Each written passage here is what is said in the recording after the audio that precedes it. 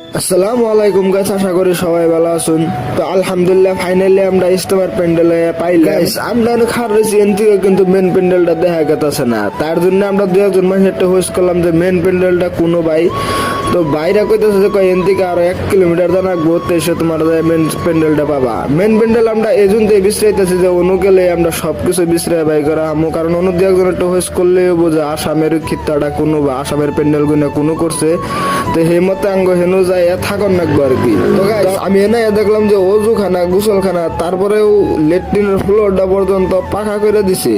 আমি এর আগেও কিন্তু 2-3টা ইস্তেমায় গেছি, কিন্তু হেন্না ইস্তেমায় করে নাই, কারণ এটা বিশ্ব ইস্তেমা বলে। বিশ্ব ইস্তেমা যখন দেশের বাইরে থেকে মোটামুটি ভালোই মানুষ আবো, আর আমরা কিন্তু আইডা গেতে আছি অন্তরি। আমি আর কাকা আরতে আছি আইডা অন্তরি স্টেজ তুরি পাই। আমরা কিন্তু বিশ্ব ইস্তেমায় 3 দিন আগে গেছিলাম, আর আমরা আইনা দিয়েছি বিশ্ব ইস্তেমার কাম মোটামুটি ভালোই পর্যন্ত আগবাড়ছে, আর মোটামুটি কি শেষ হয়েছে মেন প্যান্ডেলের কামটা। কালকে করবো, বাইরে বেশকার ভিডিওটা কিন্তু এ পর্যন্তই। বাই।